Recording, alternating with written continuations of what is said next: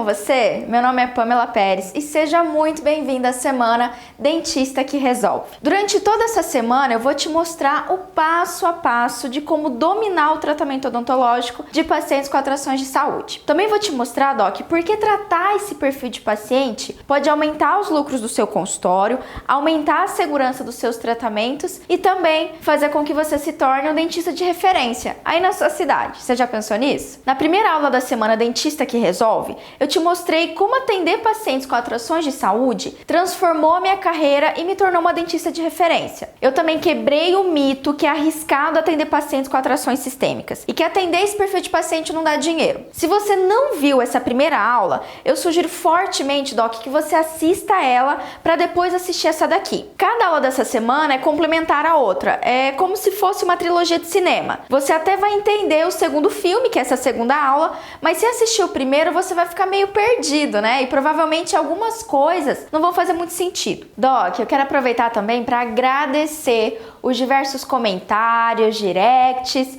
e depoimentos que eu recebi sobre essa primeira aula da Semana Dentista que Resolve. Eu tô lendo um a um e respondendo à medida do possível. Se você ainda não deixou a sua pergunta, pode deixar aqui nos comentários embaixo desse vídeo que em breve eu te respondo. Nessa segunda aula, Doc, eu vou te ensinar o método que eu aprendi e aperfeiçoei durante os meus anos de residência. Esse é o protocolo que eu utilizo para avaliação inicial dos meus pacientes. A avaliação inicial é a etapa mais importante de qualquer tratamento odontológico, Doc, e é determinante para que os seus procedimentos ocorram sem intercorrência. Eu posso te assegurar com toda certeza, com toda a prática que eu tenho, 90% do sucesso do tratamento depende dessa fase, depende da avaliação inicial. As outras habilidades técnicas vão corresponder aí a uns 10% e vão vir com o tempo, com a sua prática clínica do dia a dia. Vamos lá então que eu vou te ensinar o meu protocolo de avaliação inicial. Vai anotando tudo aí. O meu protocolo, Doc, é dividido em 7 partes, como você está vendo. São as 7 informações fundamentais, as mais importantes sobre o seu paciente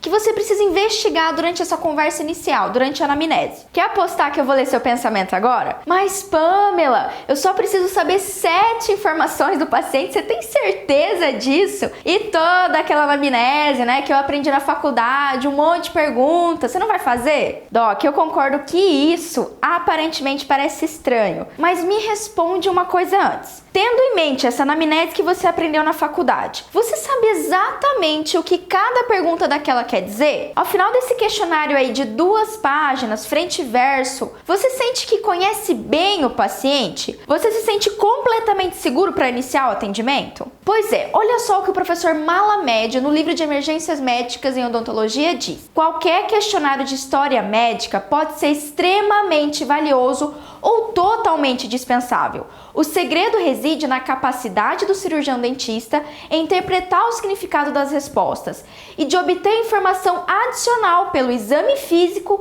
e o diálogo com o paciente. Isso quer dizer, Doc, que fazer uma infinidade de perguntas automáticas, algumas às vezes você nem sabe o que quer dizer, não é garantia nenhuma que você realmente conhece bem o paciente. É por isso que eu considero esse protocolo de 7 passos muito mais produtivo e simples, porque te ajuda a direcionar, guiar o paciente para te responder o que é realmente relevante, o que realmente te ajuda a identificar alterações de saúde e a planejar quais serão as alterações de manejo necessárias, que vão fazer com que você trate esse paciente com segurança. E o que é mais importante aqui, Doc, seguindo esse passo a passo, em vez de fazer perguntas automáticas, você cria uma conexão com o paciente, você consegue olhar para ele, ouvir ele. Dessa forma, o paciente se sente muito mais acolhido, ele começa a criar confiança em você e, sem dúvida, ele vai ser muito mais sincero e verdadeiro em tudo que ele te falar. Vamos ver isso na prática, então? Pega papel e caneta aí, ó, anota tudo que agora eu vou te ensinar esse passo a passo. Para começar, a primeira pergunta que eu sugiro você fazer é bem simples e objetiva. Seu João, qual foi a última vez que o senhor foi ao médico? Essa pergunta simples, Doc, causará o que eu chamo de efeito dominó da anamnese. A partir dela, o paciente começa a te contar as alterações de saúde que ele possui. Inicialmente, o seu único papel é ouvir atentamente e anotar absolutamente tudo que o paciente te fala. Essa pergunta é o pontapé inicial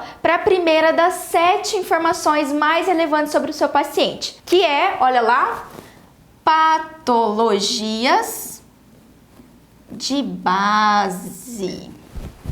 Patologias de base são todas as doenças que o paciente tem ou já teve, como hipertensão, diabetes, arritmia, cardiopatia, câncer, asma, lúpus, hipohipertiroidismo, insuficiência renal, cirrose hepática, síndromes e todas as outras. Geralmente, essas patologias que eu citei estão relacionadas com as possíveis intercorrências que você pode ter no consultório odontológico. Por isso, a minha dica, Doc, é sempre investigar mais fundo cada uma delas. Aproveite esse gancho do paciente que ele está começando a falar sobre a doença e se aprofunda. Por exemplo, seu João, me fala sobre essa diabetes do senhor. Desde quando o senhor trata? O senhor tem conseguido controlar a glicemia? Toma os medicamentos certinhos? Já teve algum problema de ter que ir ao hospital por causa dessa diabetes? Cada informação que o paciente der já vai nos ajudar nos próximos passos desse protocolo. A segunda informação do meu protocolo, Doc, vai te ajudar a identificar se esse paciente está descompensado, se ele possui alguma doença subclínica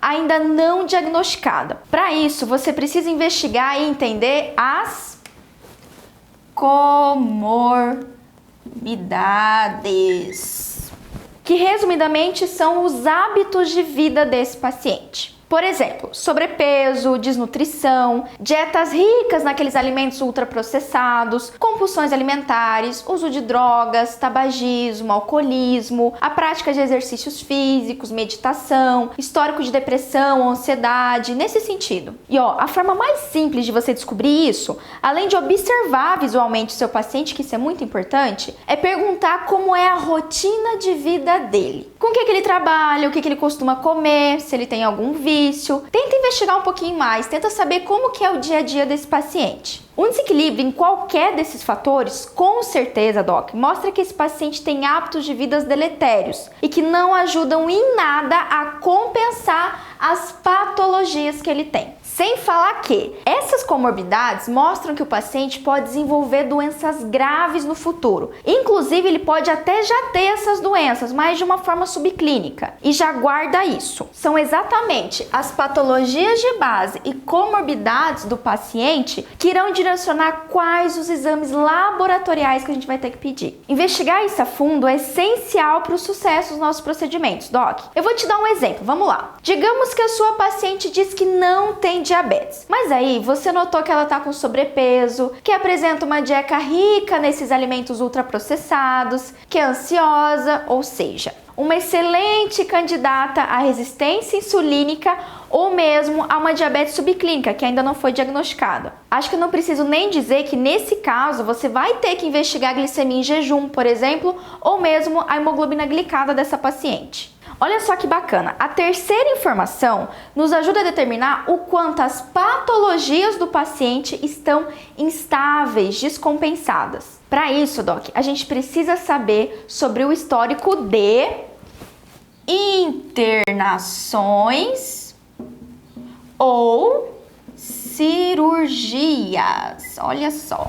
Imagina que seu paciente relatou que ele já internou por causa de uma crise hipertensiva ou que ele já passou por uma cirurgia cardíaca. Essas informações mostram de forma muito evidente, Doc, que esse paciente tem ou já teve dificuldade para controlar a sua doença. Isso também reforça que a gente vai precisar ter mais cuidado no nosso manejo odontológico, para que não ocorra uma intercorrência médica durante o atendimento. Se é um paciente que fez uma cirurgia recente ou passou por uma internação faz poucas semanas, mais instável é esse paciente. Mas olha só, Doc, não quer dizer que está contraindicado atender esse paciente, mas sim que a gente precisa ter mais cuidado e nos atentar aos próximos passos desse protocolo. A quarta informação dessa avaliação é bem clara.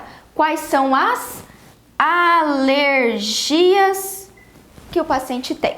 Apesar de ser uma intercorrência médica rara, quando ocorre, pode ser muito grave, Doc, até mesmo fatal. A gente tem que lembrar que uma vez que nós fazemos prescrições, ou seja, usamos anestésicos, produtos químicos e passamos medicamento para os nossos pacientes, é nossa obrigação fazer isso de forma segura. E é exatamente por isso que a sua investigação não pode se resumir apenas a alergia a anestésico ou alergia a antibiótico. Investigue também alergias respiratórias, como rinite alérgica ou rinite asmática. Eu falo isso porque os cheiros do consultório odontológico podem exacerbar esses sintomas alérgicos e a gente também vai ter que manejar isso. Fica de olho também nas alergias ou intolerâncias alimentares. Lactose, ovo, trigo, soja, conservantes, corantes, enfim. Recentemente, uma aluna me falou que atendeu uma paciente que tinha alergia de cafeína, você acredita? Pois é, muitos medicamentos podem apresentar esses itens na sua composição e a gente deve evitar passar eles na nossa prescrição.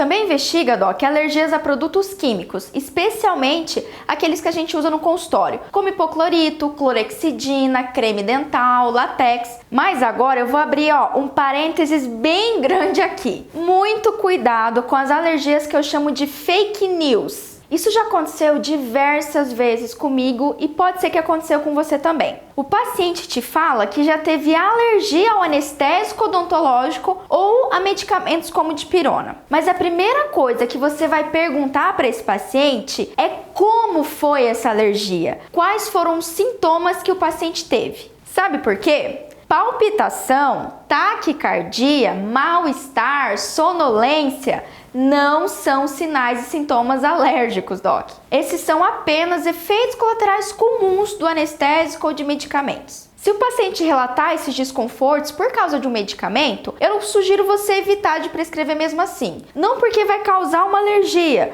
mas exatamente para o conforto do paciente. Já no caso dos anestésicos, como lidocaína, articaína, mepivacaína, enfim, inúmeros artigos deixam muito bem claro que as alergias ao princípio ativo dos anestésicos são raras, Doc. Caso o paciente apresente esses desconfortos, como a taquicardia ou mesmo mal-estar, geralmente utilizar um anestésico sem vasoconstritor já resolve. Agora, se o paciente te relatou que depois do uso do anestésico ou de medicamentos, ele teve urticária, formigamento, coceira na pele, coceira nas dobras cutâneas, angioedema, congestão ou coceira nasal, espirros, ou em casos mais graves, edema de laringe ou uma dificuldade para respirar, aí sim o paciente realmente é alérgico a essa substância. E sem dúvida a gente não vai poder utilizar ela. A quinta informação desse protocolo pode ser, Doc, que o paciente já tenha te passado logo depois que você perguntou sobre a patologia de base. E eu quero que você dê uma atenção especial para essa informação. Quais são os medicamentos que o paciente usa? Enquanto o paciente te relata quais são, você precisa anotar tudo, Doc. O nome, quantas miligramas, de quanto em quantas horas esse paciente toma. E fica atento especialmente se ele te relatar um desses medicamentos. Anota aí. Corticosteroides, imunossupressores, bisfosfonatos, hormônios, AINES, que são os anti-inflamatórios não esteroidais, e medicamentos antitrombóticos, como os anticoagulantes. Todos esses medicamentos fazem interações farmacológicas significativas, Doc. Podem causar efeitos colaterais indesejados no seu paciente e eu imagino que você já saiba que será necessário um manejo odontológico mais criterioso da nossa parte. Nessa etapa, Doc, também é imprescindível você perguntar sobre os medicamentos não tradicionais. Por exemplo, manipulados, hormônios, homeopáticos, fitoterápicos, como cápsulas, chás, raizada. Eu tenho vários pacientes que tomam raizada. Vitaminas, suplementos alimentares e também, no caso das mulheres, o uso de anticoncepcional. Muitas vezes a gente esquece, inclusive a própria paciente, que isso é um medicamento, é uma terapia hormonal. Já deve ter acontecido com você, eu tenho certeza. Só para você ter uma ideia, inúmeros fitoterápicos fazem interações farmacológicas com os medicamentos tradicionais. Anota aí: boldo, camomila, castanha da Índia, ginkgo biloba, ginseng, guaraná, tanaceno. Todos esses fitoterápicos potencializam a ação de medicamentos antitrombóticos, Doc, o que pode desencadear um sangramento inesperado durante o seu procedimento cirúrgico. Bom, Doc, uma vez que você já anotou todos os medicamentos, agora você precisa descobrir para que esses medicamentos servem. Por que o paciente está tomando? Qual que é a função desse remédio? Quais as interações medicamentosas que ele faz? Doc, eu preciso te fazer um alerta, presta muita atenção. Se você tá pulando essa etapa, você tá sendo completamente negligente e tá trabalhando de olhos vendados. Só para você entender melhor isso, eu vou te mostrar um caso clínico. Esse caso foi enviado pela Ana Cristina. Ela recebeu uma paciente hipertensa e diabética de 67 anos para uma emergência endodôntica do dente 34. A Ana estava com medo de atender essa paciente porque ela estava apresentando picos hipertensivos antes, durante e depois do atendimento, mesmo fazendo uso de todas as medicações de forma regular, Doc, que no caso era o captopril, a metformina e a glicazida. Mas veja só, o que a Ana não conferiu, Doc, foi que o captopril estava fazendo uma interação farmacológica grave com Flancox, o anti-inflamatório que a paciente estava tomando para dor dental. Esse AINE diminui a ação do antihipertensivo, ou seja, com certeza essa paciente, mesmo tomando a medicação certinha,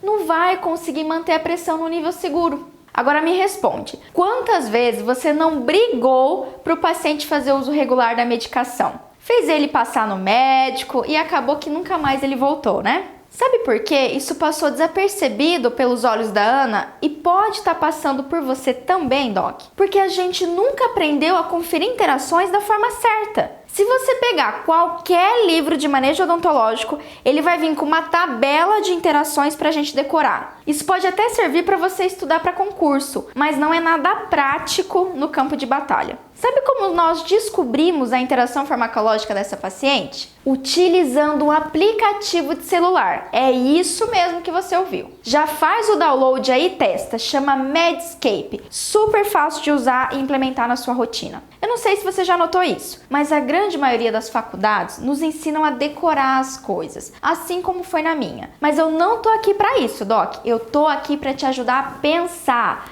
a realmente saber resolver os problemas do campo de batalha. Só para você ter uma ideia, quando alguém vem tirar alguma dúvida comigo sobre manejo odontológico, geralmente eu pergunto antes: Doc, você quer saber para passar no concurso ou para resolver um caso do consultório? Existe um precipício entre essas duas situações. Bom, Doc, até agora, até esse quinto passo da nossa avaliação inicial, pode ser que tudo que eu te ensinei seja um pouco familiar. Eu acredito que você não aprendeu exatamente esse método de anamnese, mais claro, mais objetivo, mais simples, mas essas são informações básicas, certo? Agora, Doc, é bem provável que esses dois passos do meu protocolo de avaliação sejam novos para você. Porque o que eu vou te mostrar agora são ferramentas simples que poucos dentistas utilizam. Só que essas ferramentas de avaliação serão imprescindíveis para duas coisas. 1. Determinar o risco do paciente de estabilizar durante o seu atendimento. E 2. Confirmar se tudo que ele te falou realmente é verdade. Se ele está cuidando mesmo das suas doenças, da sua saúde, se ele está estável sistemicamente. Só para relembrar, a gente investigou sobre as patologias de base, as comorbidades, histórico de internações e cirurgias, medicamentos em uso e histórico de alergias. O sexto passo do protocolo, Doc, é avaliar, olha lá, o medo de dentista. Me responde uma coisa, alguma vez você já fez essa pergunta para o seu paciente? Dona Maria, como que a senhora se sente antes de vir para a consulta odontológica? A senhora fica ansiosa, tem medo? O que a senhora está sentindo agora? Se você costuma fazer essa pergunta, então você já está dentro dos 5% dos dentistas que levam em consideração o medo e a ansiedade do paciente. Mas por que avaliar o medo e a ansiedade, né? Que diferença isso faz no sucesso do meu procedimento? Eu trouxe 3 estudos que vou te dar uma pista. O primeiro estudo foi publicado no Journal Public Health Dentistry em 2014 por pesquisadores do Rio Grande do Sul. Das 608 mulheres entrevistadas, 40,5% delas relataram ter medo alto ou moderado em relação ao atendimento odontológico. Um estudo semelhante, realizado em Sergipe e publicado pela revista Ciência e Saúde Coletiva em 2012, mostrou que dos 3.000 pacientes avaliados, 2 em cada 8 DOC apresentavam ansiedade moderada ou severa, ou seja, 25% desses 3.000 pacientes tinham medo de dentista. Outro estudo publicado pela Oral Health and Preventive Dentistry em 2011, pesquisadores de Pernambuco mostraram que dos 400 pacientes avaliados, 38,8% estavam com medo extremo do atendimento odontológico e foram classificados como muito ansiosos. E se você, Doc, atende pacientes classe B ou C, esses estudos também mostram que a prevalência de medo e ansiedade é muito maior nessas populações em relação a populações de classe A. Isso se deve basicamente porque a população de classe A tem melhores cuidados bucais e menor demanda de procedimentos odontológicos. Ou seja, se o seu paciente precisa de vários procedimentos invasivos, se prepara porque o nível de ansiedade e medo dele será bem maior. Agora, o que talvez você não saiba é que a maior parte das intercorrências médicas que podem acontecer no seu consultório, Doc, estão relacionadas com o estresse do paciente. Lipotímia, crise hipertensiva, picos hiperglicêmicos, crise asmática, síncope, angina pectoris ou mesmo convulsão. Tudo isso relacionado à dor, ansiedade e medo. E se levarmos em consideração que estamos falando do atendimento de pacientes com comprometimento sistêmico, sem dúvida as chances são ainda maiores. Mas, Doc, eu não tô aqui falando isso para te colocar medo, pelo contrário. O que eu quero te mostrar é que o simples ato de você avaliar o medo do seu paciente e manejar isso será determinante para que o seu tratamento corra bem, sem intercorrências. E para avaliar esse medo de dentista, existem duas ferramentas bem simples. O primeiro é o questionário de ansiedade, que inclusive é o mesmo utilizado nos estudos que eu citei. E o segundo é a escala visual de medo, que eu mesma adaptei da escala de dor utilizada por enfermeiros. Mas Pamela, para que utilizar isso e não simplesmente perguntar para o paciente se ele tem medo? Seria mais fácil, né? Olha só, Doc, você até pode fazer isso, mas respostas como sim, eu tenho, ou não, doutor, eu não tenho medo, são muito vagas. Existe uma variação enorme entre essas duas respostas. Por isso, utilizar uma dessas ferramentas é uma forma mais precisa de você graduar o medo do seu paciente. Aqui embaixo ou aqui em cima dessa aula tem um link para você fazer o download dessas duas ferramentas e já implementar no seu consultório. O questionário de ansiedade é basicamente 5 perguntas claras e diretas, com 5 respostas de fácil entendimento, onde cada uma vai pontuar valores diferentes. No final, a soma dos valores de cada resposta classificará o seu paciente quanto ao nível de ansiedade, de pouco a extremamente ansioso. O bacana do questionário, Doc, é que o seu paciente pode responder enquanto ele espera na recepção, então não toma absolutamente nada do seu tempo clínico. Já a escala visual de medo, como você está vendo, tem um recurso mais visual. O que você precisa fazer é entregar para o seu paciente durante a anamnese e pedir para ele te dar uma nota, ou dizer qual rostinho representa melhor o sentimento dele passar pelo tratamento odontológico. Inclusive, essa é uma ferramenta excelente para crianças ou pacientes com baixo nível de instrução. Uma vez que você utilizou uma dessas ferramentas e avaliou corretamente o nível de medo e ansiedade do seu paciente, Doc, são esses parâmetros que irão nortear completamente o seu manejo odontológico, incluindo sua postura de atendimento, o controle comportamental do paciente e, principalmente, a necessidade de utilizar ou não sedação consciente. Sedação é uma ferramenta segura e extremamente aplicável no tratamento de pacientes com comprometimento sistêmico. Pode acreditar, Doc, eu e as minhas alunas da academia somos a prova viva de como algo tão simples pode trazer resultados tão positivos para os nossos pacientes. Muito bem, para finalizar com chave de ouro o protocolo de avaliação inicial do nosso paciente, o 7º e último passo, Doc, é avaliar o que eu chamo de PAGO. Eu vou apagar aqui para te mostrar melhor. PAGO é uma sigla para pressão arterial, certo? Glicemia e saturação de oxigênio. Com o pago, Doc, você vai tirar a prova se o seu paciente está mesmo compensado, está mesmo controlando os problemas de saúde dele. Eu vou te dar um exemplo. Digamos que seu paciente é hipertenso. Durante a avaliação, ele te falou que teve um infarto agudo há mais de 6 meses, que faz uso regular de um medicamento beta-bloqueador e um diurético e está controlando bem a doença dele. Você verificou que ele tem um nível moderado de ansiedade utilizando o questionário de ansiedade. Aí eu te pergunto, o que garante que a pressão arterial desse paciente está estável? Você acredita que apenas a palavra dele é suficiente para você fazer uma cirurgia, uma endo, um implante, sem nenhuma intercorrência? Doc, eu não estou querendo dizer que o paciente é mentiroso, não é isso. O que eu quero que você entenda é o seguinte, que parâmetros o paciente utilizou para te dizer que está tudo bem? Se ele está se sentindo bem, não quer dizer que a pressão dele está controlada. Isso já deve ter acontecido com você. Eu já perdi a conta de quantas vezes pacientes hipertensos me falavam que estava tudo bem, que estavam se sentindo ótimos. Mas aí, quando eu aferi a pressão arterial, o paciente estava com uma PA 170%. É por isso que você conferir a pressão arterial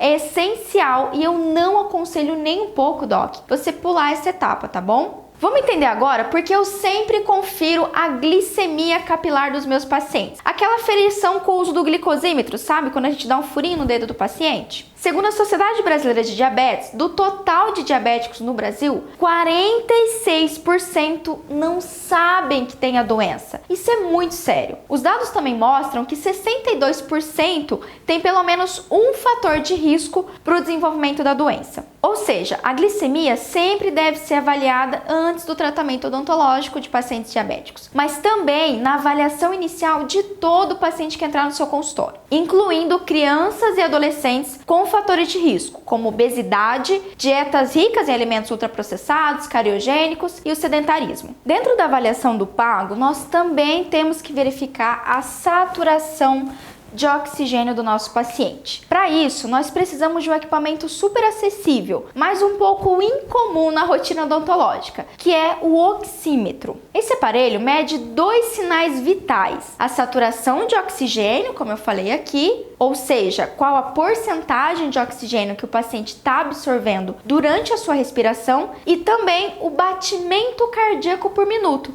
tudo em tempo real. Mas qual é a aplicabilidade desse aparelho no final das contas, né? Como é que ele pode te ajudar no atendimento? Doc, quando nós verificamos esses 2 parâmetros na avaliação inicial, temos o valor basal do paciente, ou seja, quanto ele satura e como está o seu batimento em repouso, sem nenhum estímulo estressante. Assim, todas as vezes que você fizer um procedimento em pacientes com alto nível de ansiedade ou quando você utilizar uma sedação consciente, você consegue verificar se esses valores se alteram ou não durante o tratamento. Agora vem comigo e vamos colocar tudo isso na prática. Entender melhor por que avaliar o pago pode te ajudar a prevenir intercorrências. Aferir a pressão arterial previamente nos ajuda a identificar picos hipertensivos, que podem levar a quadros como AVE, infarto agudo, hemorragia ou mesmo lipotímia. Dependendo da quantidade de glicose sanguínea, pode ocorrer uma alteração ou uma perda da consciência do paciente. Pode dificultar o reparo tecidual, exacerbar as infecções e até mesmo levar a quadros de sepse. Verificar a saturação de oxigênio nos ajuda a identificar crises asmáticas, quadros alérgicos, quadros de insuficiência respiratória.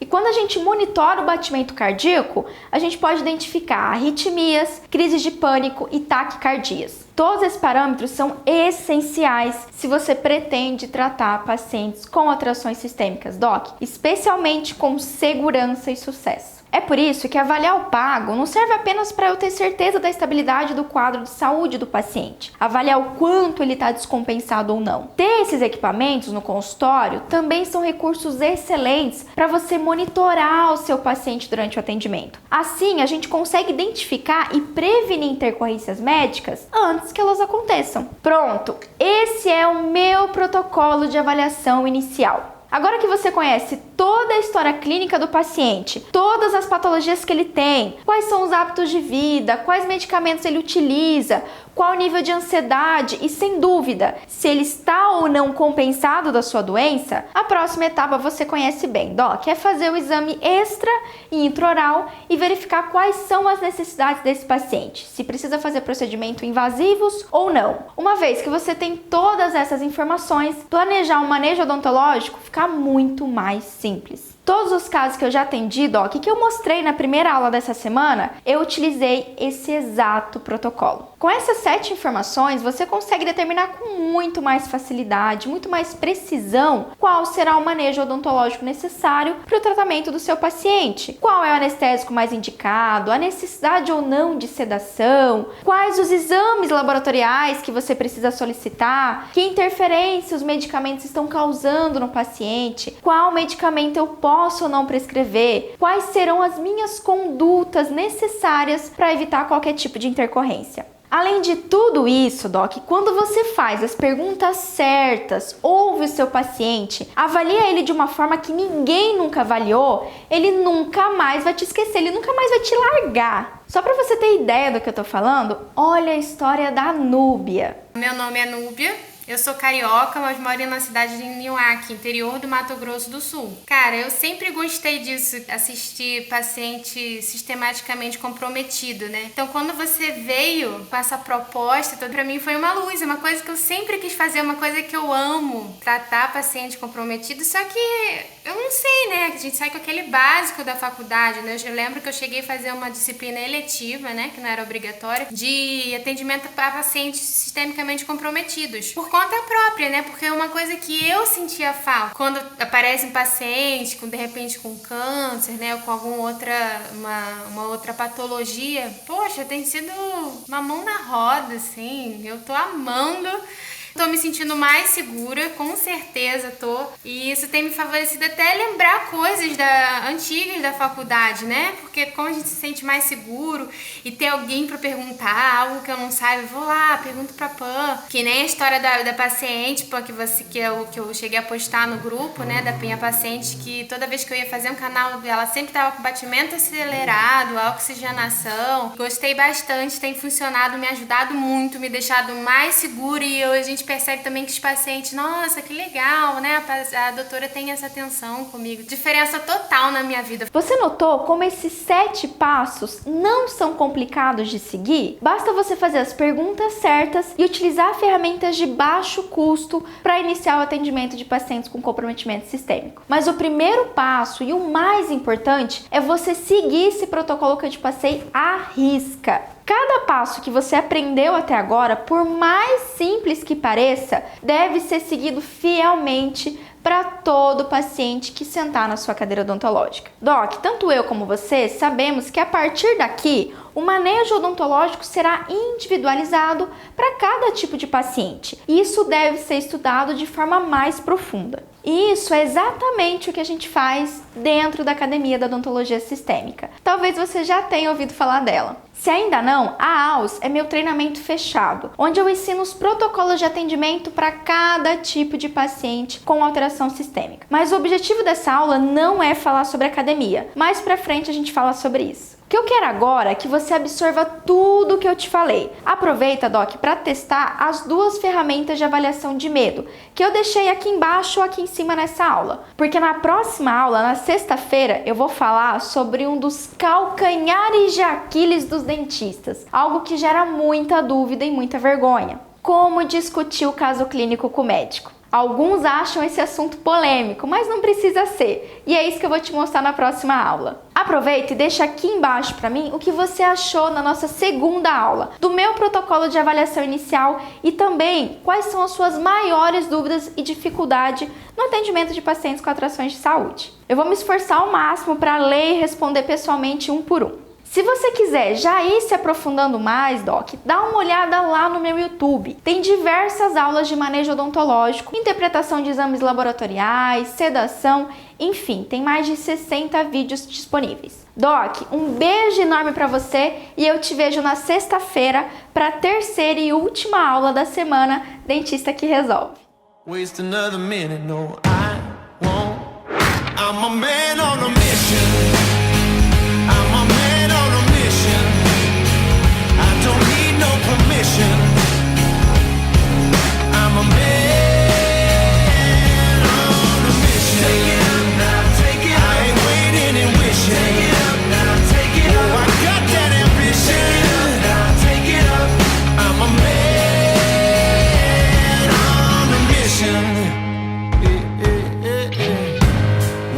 look into my eyes, you know you're gonna see that fire. If you're standing in my way, it ain't gonna be your day. Oh, bleeding till I own this dream, build it like you've never seen. Even at the mountaintop, I'm never gonna ever stop. I won't wait another minute, no, I won't. I'm a man on a mission. I'm a man on a mission. I don't need no permission. I'm a man on a mission. Take it up now, take it up. I ain't waiting and wishing. Take it up now, take it up. Oh, I got that ambition. Take it up now, take it up. I'm a man on a mission. Won't wait another minute, no, I won't. I won't wait another minute, no, I won't. I won't wait another minute, no, I won't, yeah.